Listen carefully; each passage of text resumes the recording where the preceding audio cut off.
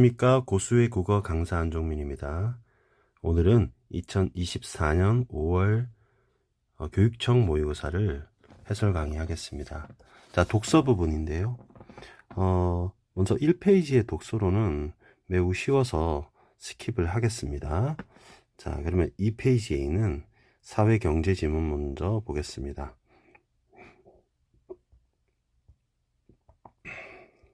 본문 먼저 살펴보겠습니다. 본문 간단하게 보겠습니다. 자, 1문단에서는 자유무역협정에 관해서 얘기를 하고 있습니다. 그러면 서로 관세를 철폐하게 되면 무역 특혜가 생기고요. 이것 때문에 세 가지 효과가 나타난다고 했습니다. 첫 번째는 무역 창출 효과입니다. 서로 상호 간에 무역 이익이 발생하는 것이고요. 무역 전환 효과는 다른 상품을 영내국 상품으로 대체하는 것입니다. 무역 굴절 효과는요. 이렇게 설명을 하겠습니다. 갑과 만약에 을이라는 나라가 관세를 철폐하여 자유무역 국가가 되었습니다. 그럼 이 두 나라는 역내국이 되겠죠. 그런데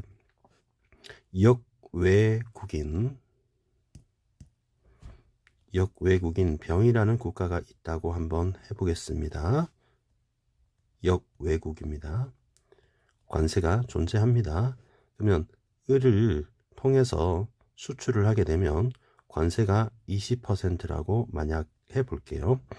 그런데 을이 병이라는 국가가 을을 통해서 수출을 하고 근데 갑한테 수출을 했을 때는 관세가 10%라고 할 경우에는 자, 파란색으로 표시해 드릴게요.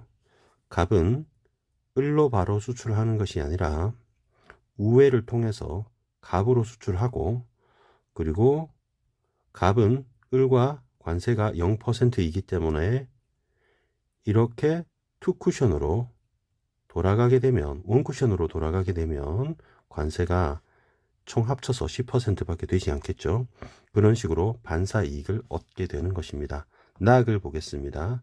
낙은 원산지에 관한 얘기가 나와 있는데요. 원산지는 기본 원칙이 두 가지가 있습니다. 영내 가공 원칙은 바로 원산지가 영내에서 중단 없이 수행되어야 된다는 원칙이고요.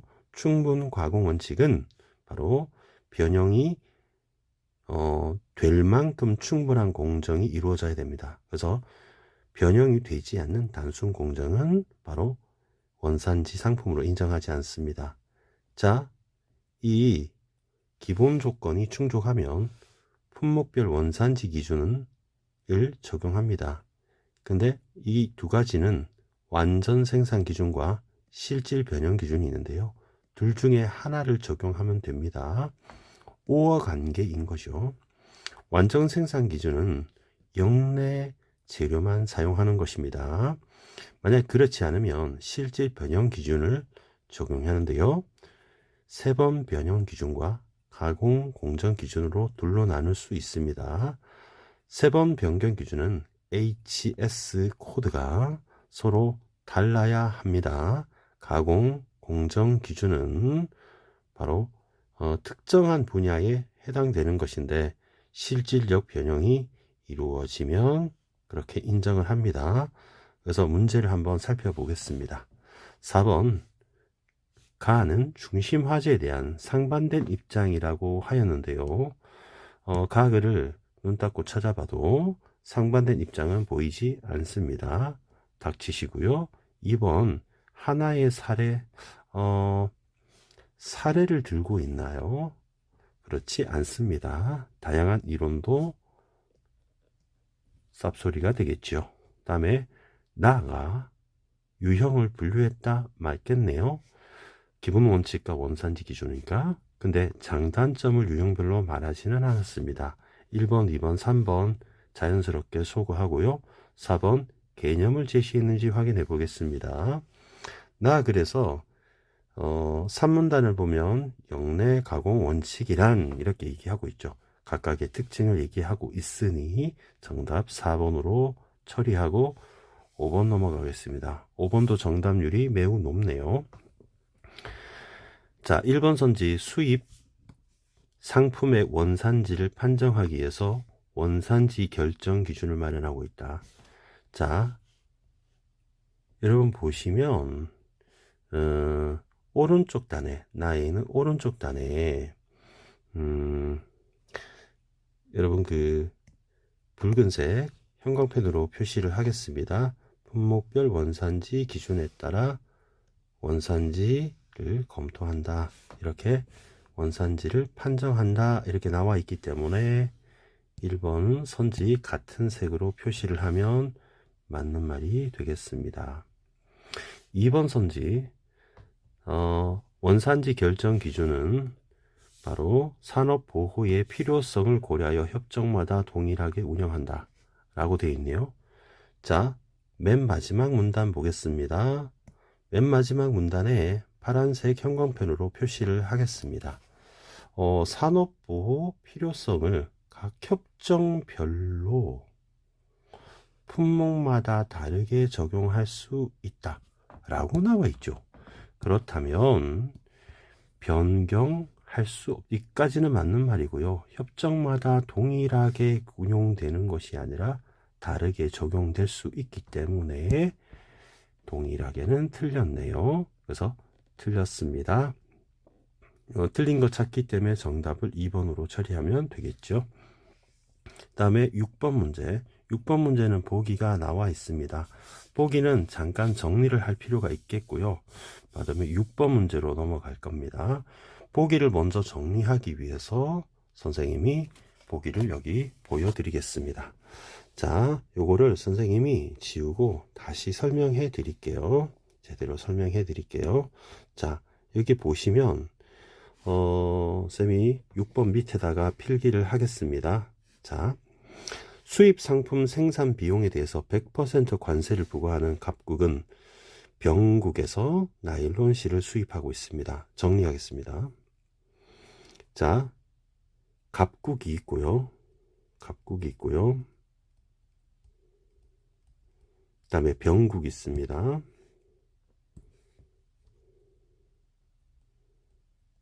갑국은 병국으로부터 나일론 실을 수입합니다. 그러면 방향은 화살표를 병에서 갑으로 나일론 실이라고 메모를 하겠습니다. 자, 두 번째 줄 볼게요. 갑과 을의 모든 관세를 철폐하는 자유무역협정이 체결되면서 세국 간의 무역 구조가 변화했다. 자, 그러면 선생님이 갑 밑에다가 이번에 파란 볼펜으로 을국이라고 쓰겠습니다. 자, 그러면 보라색으로 갑과 을을 테두리를 치기로 하고요.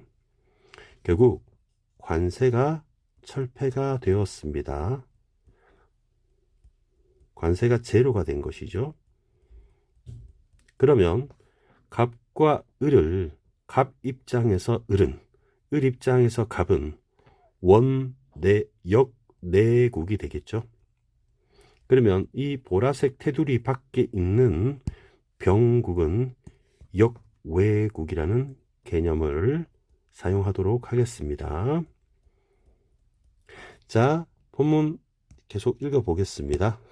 그러면 이후에 갑국은 국내에서 스타킹을 제조할 겁니다. 결국 스타킹을 생산했습니다. 그러면 조금 확대해서 보여드릴게요.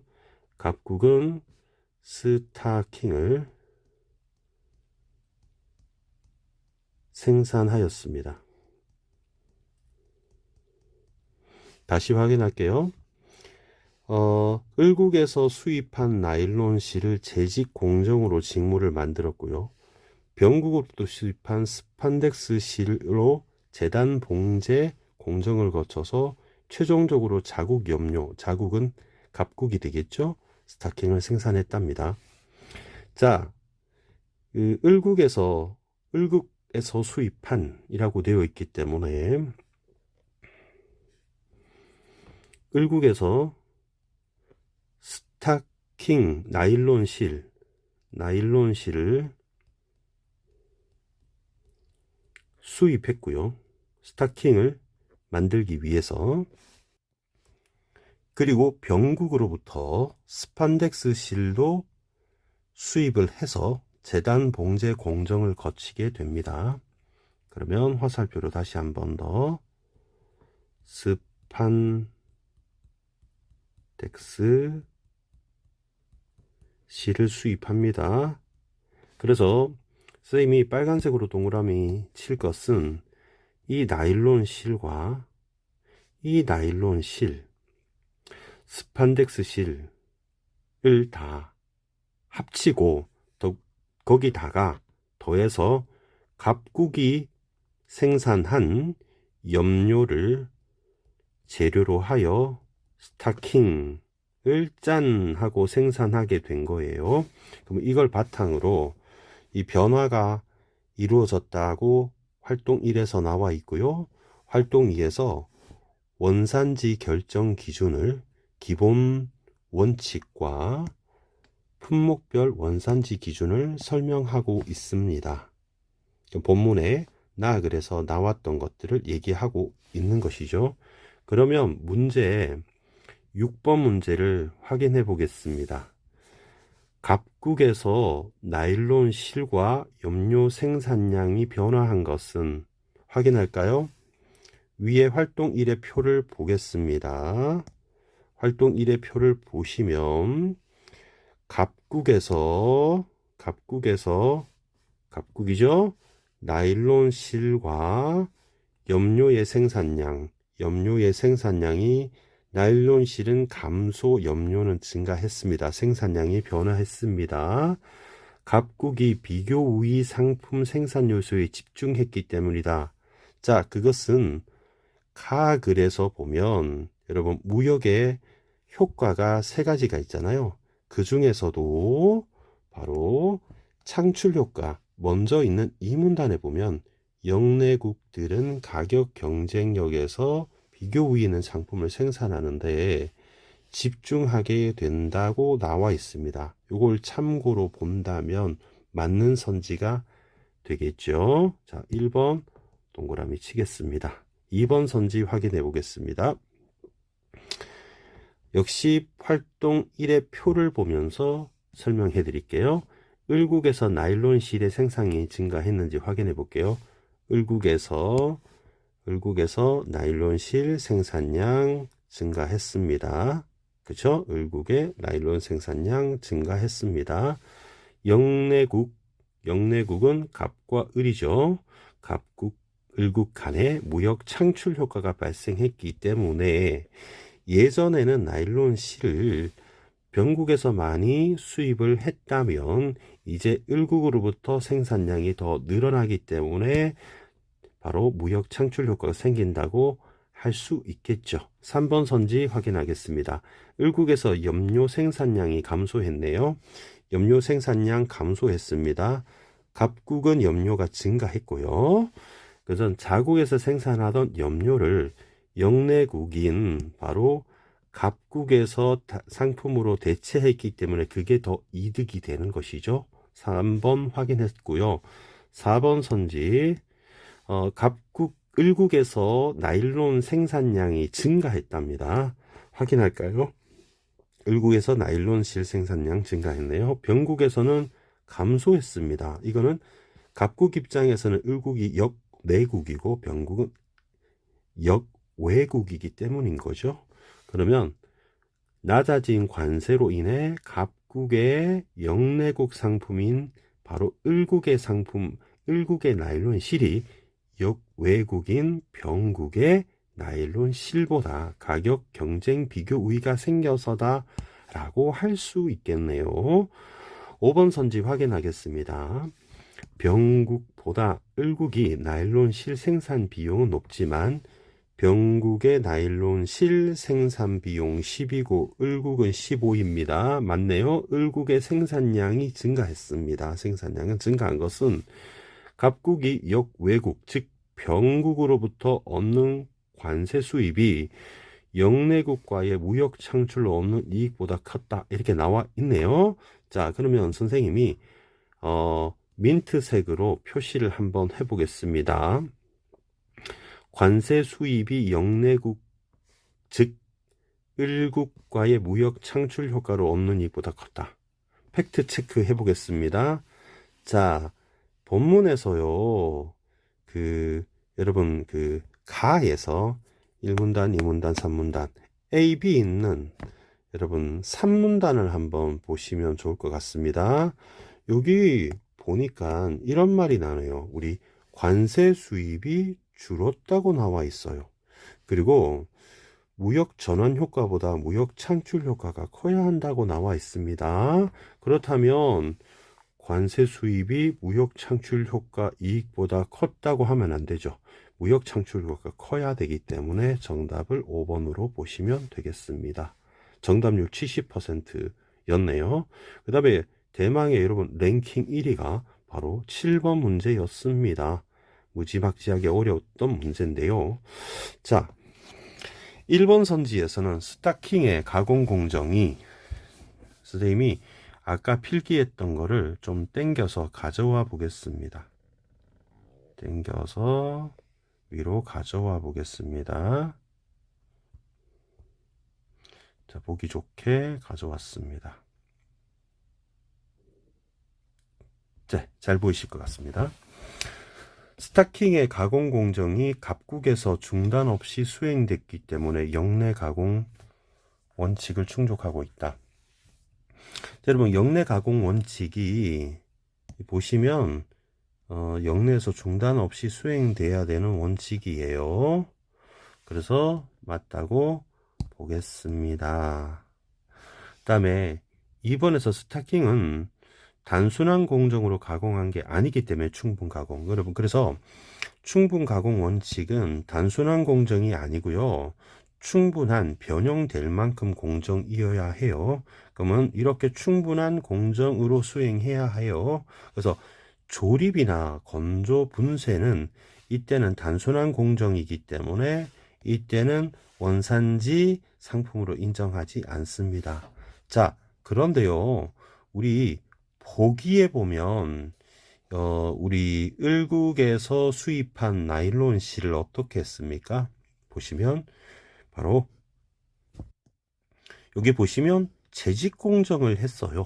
그 다음에 병으로부터 수입한 스판덱스 실은 재단 봉제 공정을 거쳤단 말이에요. 그래서 단순한 공정은 아닌 것이죠. 그래서 충분 가공 원칙은 충족했다고 볼 수 있습니다. 그 다음에 3번은 영내에서 완전하게 생산된 재료만을 가공한 것은 아닙니다. 그 이유는 스타킹을 만들 때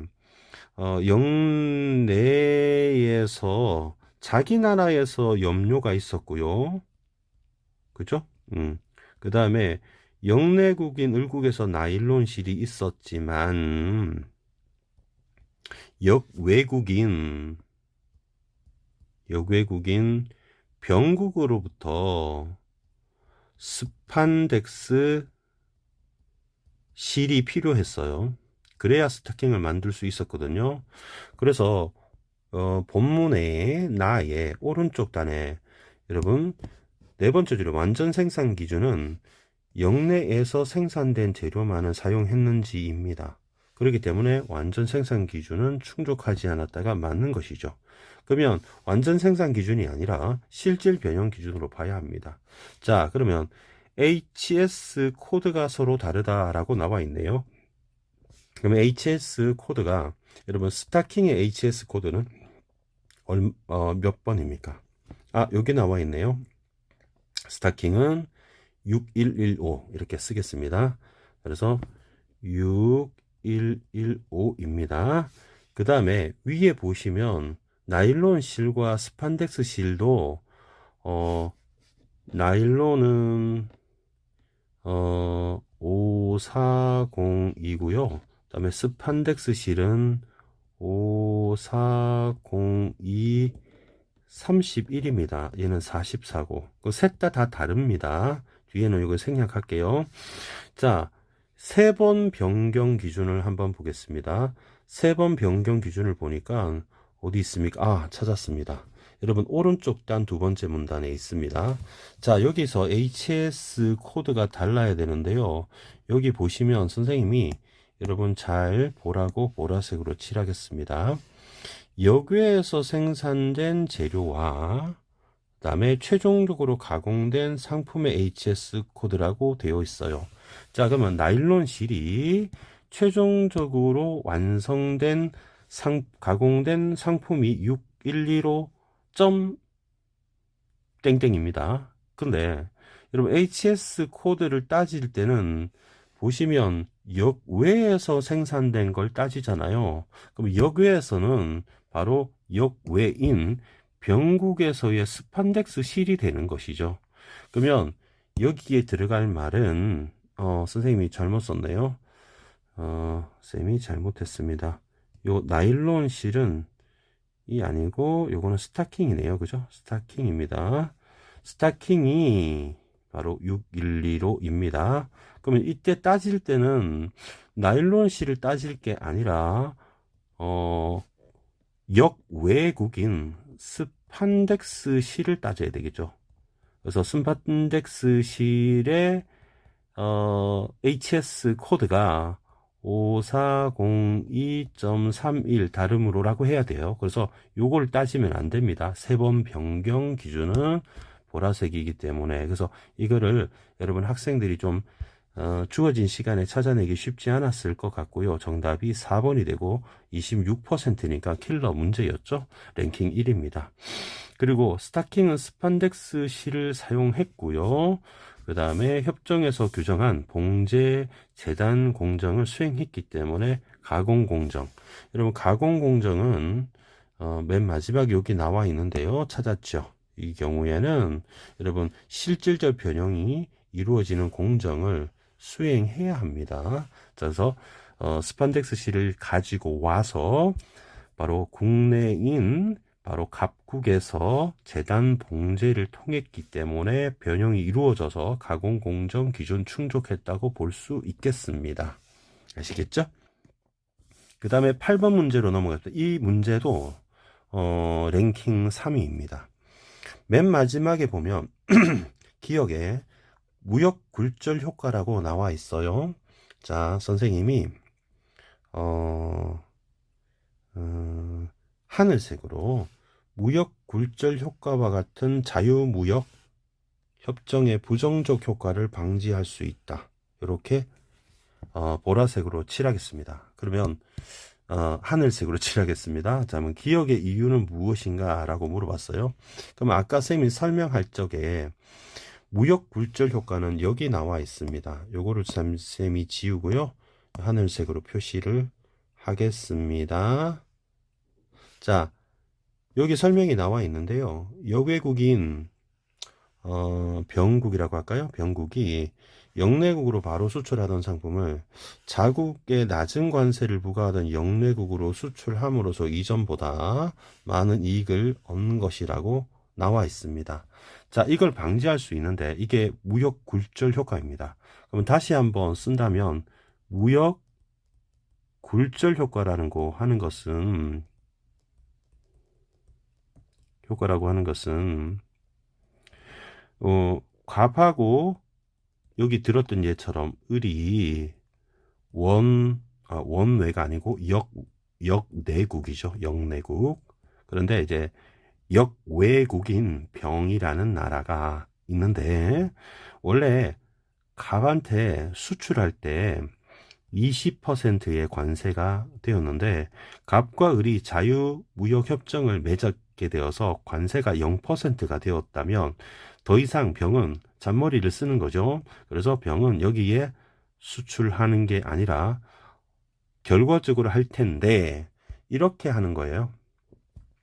자, 을이 관세가 갑보다는 싸서 10%만 낸다고 했을 때 을을 통해서 수출한 상품을 을을 거쳐서 갑으로 보내게 되면 0하고 10을 더하면 그죠? 20보다는 싸잖아요. 그래서 이것이 훨씬 더 개이득인 거죠. 그러니까 여기서 10% 플러스 한 단계를 거쳐서 귀찮기는 하겠지만 그게 이득인 거죠. 그래서 숫자로 따지면 이게 더 크잖아요. 그러면 이거는 세금이기 때문에 적게 내는 게 이익이 되는 것이죠. 이걸 바로 무역 굴절 효과라고 합니다. 그런데 원산지 기준을 사용하게 되면 이것을 방지할 수 있다고 지금 얘기하는 겁니다. 자, 그러면 그 1번 선지를 확인해 보겠습니다. 역내 가공 원칙에 의해서 수입 상품의 원산지가 여개국임을 확인하게 되면 여개국이 우회 수출로 얻는 기대 관세 이익을 제한할 수 있다. 여러분, 관세품이 되기 위해서 여러분 역내 가공 원칙이라는 게 있었잖아요. 그러면 상품 가공이 역내에서 중단 없이 수행이 되어야 합니다. 그래서 만약에 상품 가공의 일부가 역외에서 이루어진 거잖아요. 그러면 변국에서 그럴 경우에는 역내 원산지 상품으로 인정받을 수 없기 때문에 결국에 관세의 철폐 효과를 얻을 수 없겠죠. 그러면은 이런 편법을 방지할 수 있는 것은 정답을 1번으로 보면 되겠습니다. 자, 9번 문제는 여기 저조하다가 나와 있는데요. 여기 저조하다가 A에서 찾아보면 가에서 낮은 관세라고 나와 있습니다. 낮은 관세. 찾으셨죠? 자, 그런데 쌤이 네이버를 한번 켜보겠습니다. 네이버를 켜서 선생님이 저조하다를 찾아보겠습니다. 저조하다. 그럼 저조하다를 찾아보면 국어사전에 저조하다 찾아봤을 때 이때 해당되는 주어가 가락, 활동, 감정, 능률, 성적입니다. 가락, 활동, 감정, 능률, 성적이에요. 그리고 주로 가락, 그죠?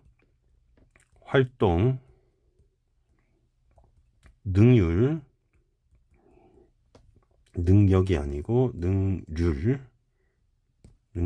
주로 이제 성적 가지고 얘기를 많이 합니다. 성적이 저조하다, 능률이 저조하다 이렇게 얘기하는 거죠. 근데 여기서는 관세가 세금이잖아요. 그래서 주어에 해당되는 게 아닙니다. 그래서 정답을 1번으로 보셔야 됩니다. 여기서 11%가 틀린 거잖아요. 학생들이. 그래서 요거를 아마 캐치를 못한 게 아닌가. 어휘력이 부족한 것이죠. 자, 그러면 그 다음에 과학 10번으로 바로 이어서 하겠습니다.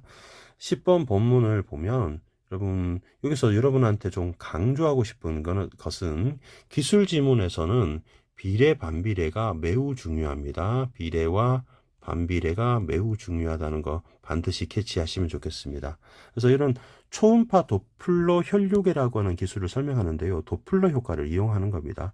그래서 송신 주파수와 수신 주파수가 달라지게 됐을 때의 도플러 효과를 이용합니다. 그래서 크게는 두 단계인 송수신 단계와 표시 단계로 나눠지는데요. 표시 단계는 맨 마지막 문단에 있고요. 초음파를 발생시키고 수신하는 탐촉차를 이용해서 중간에 음향 저항이라는 게 생기거든요. 매질의 밀도에 비례하여 바로 이 매질을 통과할 때 이것이 차이가 나는 겁니다. 도플러 각도가 바로 0일 때 가장 정확하지만 60 미만으로 유지하게 됩니다. 그러면 이름이 뭐였죠? 그 발사하는 애 탐촉자에서 초음파가 발사가 되어서 몸에 들어왔을 때 혈액 속에 들어가게 되면 혈액 속에서 산란이 일어납니다. 근데 산란체인 적혈구 같은 것이 산란체가 되는데 이렇게 작으면 그리고 주파수가 높으면 산란이 많이 발생한다고 되어 있거든요. 그렇기 때문에 돌아올 때 수신 주파수가 바로 좀 강도가 작아진다고 나와 있어요. 이렇게 차이가 나는 걸 도플러 변이라고 하는데 이때 적혈구 이동 속도와 도플러 변이는 바로 비례한다고 나와 있고요. 방향도 탐촉자에 가까워지면 도플러 변이가 플러스 값을 가지게 된다고 나와 있습니다. 표시 단계에서는 탐촉자를 향하면 빨간색으로 표시하고요. 반대면 파란색, 그리고 속도가 빠르면 더 밝게 표시한다고 본문에서 설명이 되어 있습니다.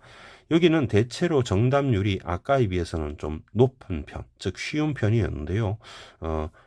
확인해 보겠습니다. 1번 선지는 선생님 빨간 볼펜으로 밑줄 칠게요. 초음파를 전달할 때 매지 밀도는 음량 저항에 달라진다.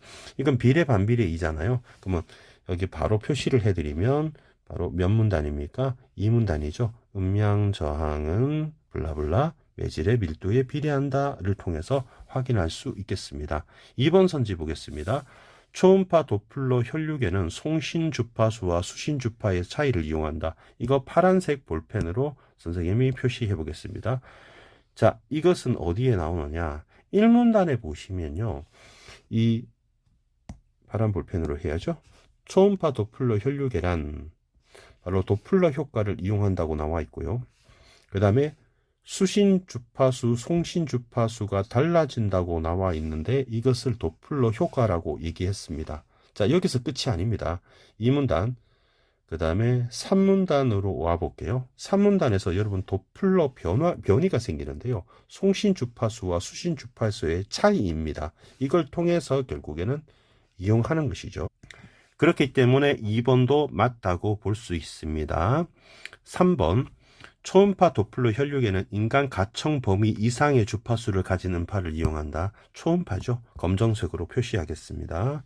인간이 들을 수 있는 주파수를 이상의 주파수, 들을 수 없는 주파수가 되는 것이죠. 그래서 1문단에 보시면 초음파는 이라고 나와 있습니다. 1문단에 바로 두 번째 줄 끝에 초음파는 주파수가 인간의 가청 범위 이상인 음파를 이용하는 겁니다. 3번도 확인할 수 있겠습니다. 4번 선지 보겠습니다. 초음파 도플러 혈육계가 혈류 정보를 측정하여 영상하는 과정은 송신 단계, 표시 단계로 구분된다. 이거는 너무 쉽죠? 여기는 바로 처리하겠습니다. 초음파 도플러 혈육계가 속도 방향을 측정하여 영상하는 과정은 송신, 수신, 송수신 단계와 표시 단계로 구분된다. 바로 이 문단 첫 번째 줄에 그대로 나와 있기 때문에 쌤이 2-1이라고 하고 동그라미 치고 넘어가겠습니다. 5번은 선생님이 붉은색 형광펜으로 표시를 하겠습니다. 5번에 보면은 초음파 도플러 혈육에서 도플러 변이를 통해서 얻은 혈류 속도와 방향에 대한 정보가 영상 장치에 저장된다 라고 나와 있네요. 자, 저장되는 거 한번 찾아보겠습니다. 자, 여러분 그 밑에서 5번째 줄 보시면 되겠습니다. 여러분 도플러 변이를 통해 얻은 혈류 속도와 방향에 대한 정보는 어디에 저장된다고요? 바로 탐촉자에 저장되는 것이죠. 그러면 수정하기를 영상 장치에 저장되는 게 아니죠. 탐촉자라고 수정하면 되겠습니다. 그렇기 때문에 5번이 정답입니다. 11번 문제. 이동 경로를 도식화했다고 나와 있습니다. 자, 1번 바로 탐촉자에서 발생한 초음파가 피부에 입사될 때 혈류의 방향과 이루는 각도를 60도 미만으로 유지해야 한다. 쌤이 파란색 형광펜, 하늘색 형광펜 칠하겠습니다. 여기서 보시면 60도 미만의 각도를 유지해야 합니다. 자, 그대로 나와 있습니다. 오차가 적기 때문에 오차가 값이 적은이라고 나와 있네요. 그래서 여기까지 확인하면 되겠습니다. 자, 그리고 2번 선지, 기역에서 발생시킨 초음파의 강도는 미음에서 되돌아올 때보다 크겠군이라고 되어 있네요.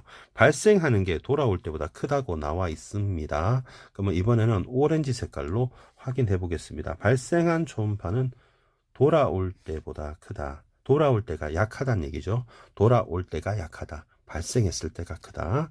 그러면 중간에 보면 산란 때문에 강도가 작아집니다. 오렌지 색깔로 표시하기로 했죠. 그래서 여러분 그 산란으로 돌아올 때 산란으로 인해 강도가 작아집니다. 그때 돌아올 때는 약하고요. 발생시킬 때가 큽니다. 그래서 1번, 2번까지 확인을 쉽게 할 수 있었습니다.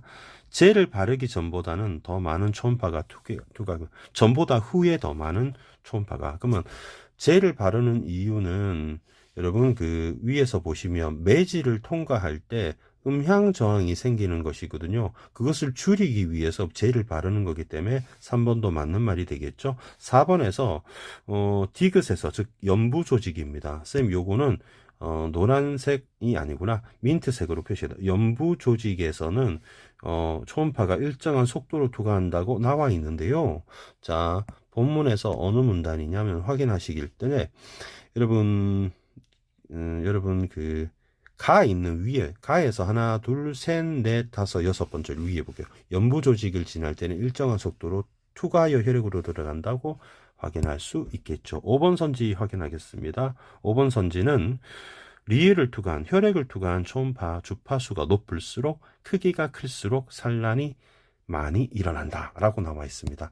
요거는 선생님이 이번에 짙은 파란색으로 표시하겠습니다. 여러분, 크기가 즉 적혈구의 크기가 커야 산란이 많이 발생한다 라고 나와 있는데요. 이 비례 반비례를 확인을 해보면 되겠죠. 자, 지금 산란이 나오는 부분이 이제 요 문단입니다. 가 있는 문단.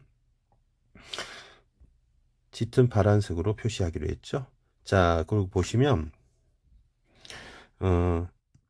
자, 어느 부분입니까? 여기 보시면 산란체의 크기가 작아야 산란이 많이 발생한다고 나와 있잖아요. 그러면 이제 선지에서는 크기가 커야 된다고 했잖아요. 그러면 크기가 작아야 된다고 말했잖아요. 그래서 작아야 합니다. 그래서 작을수록으로 바꿀 수 있겠죠. 정답 5번으로 보겠습니다. 12번 문제 이렇게 표가 나와 있는데, 그래프가 나와 있는데요. 그래서 Y축을 확인해 보면 도플러 변이입니다. 그러면 이만큼이 300이 되고 이만큼이 200이 되죠. 자, 그러면 A의 혈류 속도보다 C의 혈류 속도가 빠르다고 했는데요. 역시 비례 반비례 물어봤습니다. 이때 A의 혈류 변이는 마이너스 200이고요. C에서는 도플러 변이가 300입니다. 그러면 이 속도를 물어봤잖아요. 속도를 물어봤을 때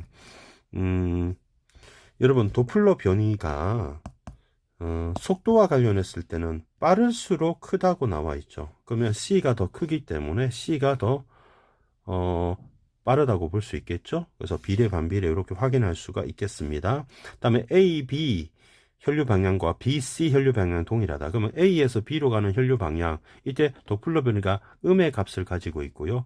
B에서 C로 갈 때는 양의 값을 가지잖아요. 그러면 방향이 같다고 말하면 안 되겠죠. 그 이유는 바로 선생님이 보라색으로 표시하겠습니다. 방향이 동일하다고요? 확인하겠습니다. 팩트 체크. 방향은 다를 수 있겠죠. 바로 가까워질 때는 양의 값이고 반대일 때는 음의 값이라고 했기 때문에 하나는 마이너스고 하나는 플러스잖아요. 그러면 이게 가까워지는 값이 쪽이고 이거는 멀어지는 쪽이 되겠죠. 그래서 정답을 2번으로 보면 되겠습니다. 그 다음에 B보다 C가 송수신 차이가 크다. 수신 차는 결국 도플러 변이를 말하기 때문에 C가 300이 되기 때문에 300이 절대값으로 보면 됩니다. 200보다 300이 크다. 이렇게 보면 되겠죠. 그 다음에 3번에 혈류 정보가 빨간색이라고 되어 있는데 CD 사이라고 되어 있잖아요. 그럼 CD 사이 요는 바로 플러스 값이죠. 그럼 플러스 값이라는 것은 바로 가까워지는 것이죠. 그럼 가까워진다는 거는 가까워지는 건 탐촉자를 향하는 방향이 되는 거잖아요. 탐촉자에게 가까워지는 방향. 그럼 빨간색이 되겠죠. 그 다음에 색이 밝게라고 했죠. 그러면 D보다 C에서, 그러면 D보다 C는 더 밝게 할 때는 빨라야 되죠. 빠를 때는 여러분 도플러 변이가 커야 되잖아요. 그래서 D에는 0이고 C는 300이기 때문에 더 도플러 변이가 큰 값에서 빠르기 때문에 더 밝다고 볼 수 있겠죠. 그래서 확인할 수 있었습니다. 그리고 13번 문제는요, 피부를 지나잖아요. 그럼 피부를 지날 때 피부는 눈에 보이는 것이죠. 그러면 금요일은 날짜고요. 수험 생활도 눈에 안 보이는데 창문 사이는 눈에 보이기 때문에 3번으로 보면 되겠고요. 말은 눈에 안 보이죠. 여기는 을이 없습니다. 을이 없기 때문에 틀렸습니다. 구조가 다르기 때문에 틀렸다고 보면 3번으로 답을 하면 되겠습니다. 91%네요. 자, 이제 마지막 지문 한번 해보겠습니다. 마지막 지문은 철학 지문인데요. 본문 간단하게 보겠습니다. 자, 왼쪽 단을 좀 크게 확대해서 아주 간단하게 본문을 확인해 보겠습니다. 일단 하몬이라는 철학자가 나왔는데요. 인간 중심주의 철학을 비판합니다. 인간이 사물을 다 파악할 수 있다고 보는 입장이네요. 자, 하몬은 객체 지향 존재론, 객체를 강조했는데요. 모든 존재가 동등하다고 봤습니다. 먼저 그 비판했던 인간 중심주의 철학을 보면요. 우리 인간이 주체라서 사물을 다 파악할 수 있다. 구성 요소를 알면 이렇게 봤습니다. 근데 하무는 다르게 봤어요. 사물은 다 독립적이고 자율적인 객체일 뿐이다. 그리고 객체는 파악되지 않도록 물러나도록 하는 측면이 있고요. 그다음에 구성 요소 이상의 드러나는 측면을 동시에 가지고 있기 때문에 인간은 결국 객체의 모든 것을 파악할 수 없는 것이죠. 인간 역시 객체이고 독립적이고 자율적입니다. 그렇기 때문에 모두 다 동등한 입장이 된 것이죠. 그리고 객체는 다 성질이 있습니다. 객체는 성질이 있고 객체 없는 성질은 존재할 수 없다고 보았습니다. 자, 그리고 오른쪽 단 위에 보면은 우리 감각 객체는 지각이 가능한데요. 실제 객체는 지각할 수는 없습니다.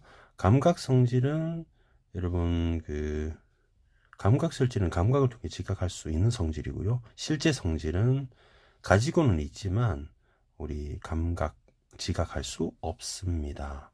이렇게 본문을 간단히 살펴봤고요. 이제 문제를 확인해 보겠습니다. 여기 정답률은요, 그렇게 낮지 않습니다. 14번 문제 확인해 볼게요. 허구적이고 비실제적인 것도 객체로 본다. 선생님이 빨간색 형광펜으로 칠해 보겠습니다. 자, 본문에서 여러분 보시면 하모니 객체를 갖다가 허구적이고 비실제적인 것까지 객체에 대해서 나아갑니다. 그래서 1번은 맞는 말이고요. 2번은 쌤이 얘기를 했는데 뭐라 그랬냐면 자율적이고 독립적이라고 보았습니다. 자, 여기 나와 있네요. 여기 부분에서 확인할 수 있었습니다. 다음에 3번을 보면 성질 없는 객체가 존재할 수 있다. 그렇지 않죠. 여러분, 성질 없는 객체는 없습니다. 객체가 없는 성질은 존재할 수 없습니다. 그래서 3번도 확인해 봤더니 이거는 틀린 것이네요. 그래서 정답 3번 보면 되겠습니다. 4번, 5번 생략하고요. 15번 문제 확인해 보겠습니다. 작년에 출제되었던 인문지문하고 되게 유사합니다. 노자 나왔던. 자, 1번 입장 볼게요. 만물을 구성하는 물질은 더 이상 분해가 불가능한 밀입자로 나뉜 뒤 입자를 분석하며 근원을 이해할 수 있다. 이것은 인간 중심주의자가 찬성할 수 있는 입장이죠. 따라서 기억은 동의하겠죠.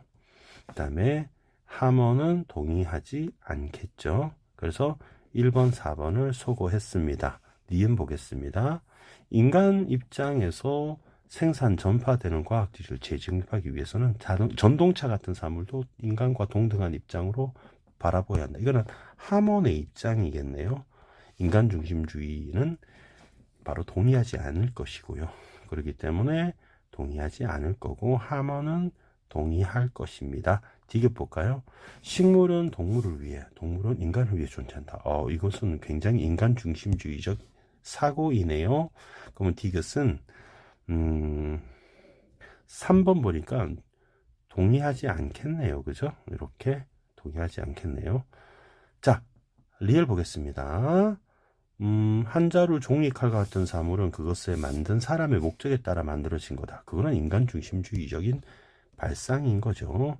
그러면 우리가 2번하고 5번만 확인하면 되겠네요. 그러면 동의하겠네요. 그죠? 틀렸네요. 동의하지 않겠네요. 정답 5번으로 보면 되겠습니다. 자, 16번 문제 확인할게요. 16번 문제를 보기를 보면 천왕성이라는 별은 윌리엄 허셜이 망원경으로 관측했습니다. 그 다음에 처음에는 혜성이라고 생각을 했는데요. 결국 공전한다는 걸 발견했네요. 그리고 보이저 2호가 사진을 찍었습니다. 그리고 확인을 했습니다. 그 다음에 우리 그림 사파가 A씨가 사파를 출판사에서 그리는데요. 굉장히 그림을 잘 그렸나 봐요. 근데 이분은 사파 그리는 것보다 영화 제작에 관심이 많나 봐요. 그래서 퇴근 후에 영화 시나리오를 썼는데 사람들은 몰라봤나 봐요. 그러면 허셜이 관측한 천왕성은 감각객체 감구조 지각할 수 있죠. 맞는 말. 그다음에 그 영화에 대한 관심은 동료들이 모르죠. 그래서 실제 성질 인지하지 못하니까 맞는 말이네요. 천왕성과 영화 시나리오는 실제 객체다. 근데 천왕성은 관측이 가능하잖아요. 지각할 수 있죠. 실제 객체가 아니라 감각 객체겠네요. 정답 3번으로 보면 되겠습니다. 17번 기억을 이해한 것으로 적절한 것은 기억 문제가 어디 있습니까? 기억. 기억이 여기 있군요. 이 기억은 여기서 확인을 할 수 있습니다. 인간은 객체 모든 걸 파악할 수 없다. 그거는 바로 물러나는 측면, 즉 파악되지 않도록 하는 측면이 있기 때문이다라고 볼 수 있겠죠. 자, 이것으로 독서 풀이를 마치고요. 그리고 문학은 따로 찍었습니다. 그래 참고하시고요. 문법 강의도 언매 강의도 따로 찍겠습니다. 여러분 구독 좋아요 부탁드리고요. 고수의 국어는 항상 최선을 다하겠습니다. 여러분 고맙습니다.